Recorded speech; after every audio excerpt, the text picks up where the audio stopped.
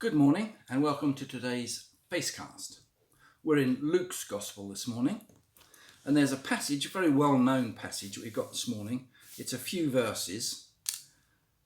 Jesus has been and is teaching his disciples all about the thing that he calls the kingdom of God. That is the way of living, that is in the way that God our Father would like us to live.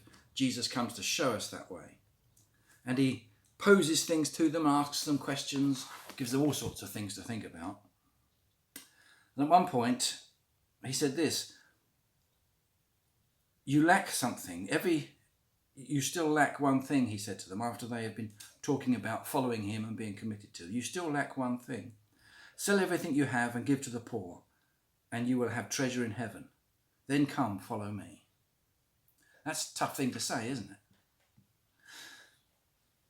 When he heard this, he became very sad. That is the rich man who was talking to Jesus. He would have been particularly sad because he had a lot of money. When he heard this, he became very sad because he was a man of great wealth. Jesus looked at him and said, "How hard it is for the rich to enter the kingdom of heaven. Indeed, it is easier for a camel to go through the eye of a needle than for a rich man to enter the kingdom of God."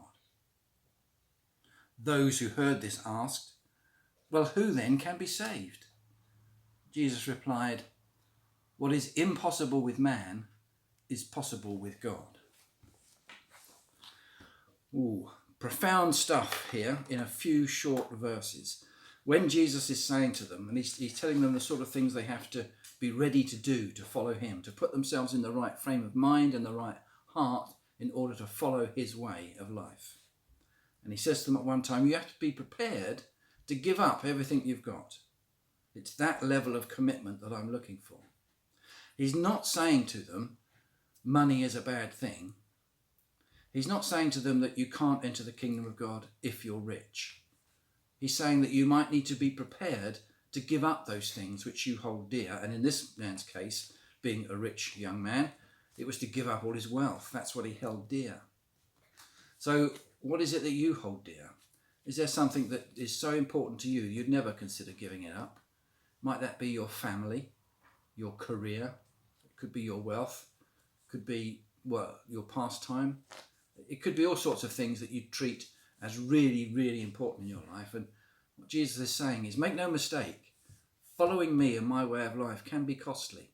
It can cost you all those other things if they get in the way of the priority of following me.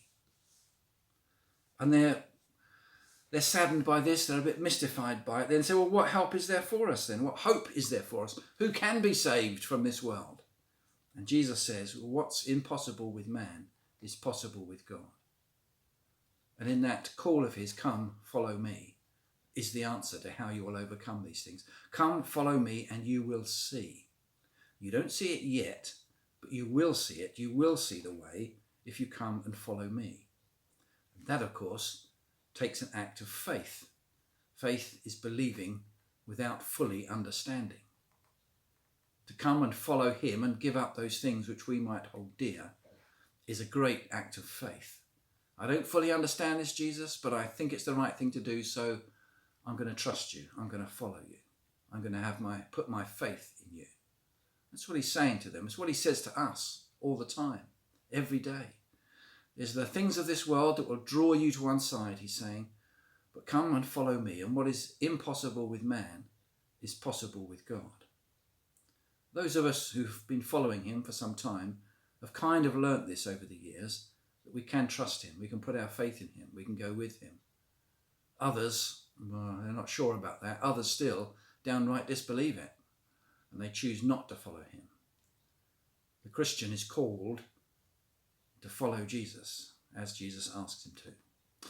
So this day, this Friday, maybe this weekend, what is it that you hold so dear that you wouldn't give up for anything or anyone? That's the sort of challenge that Jesus is putting to you. Not that you've got to, but that you've got to be prepared to, if that's what he asks. It's not easy being a Christian. See you.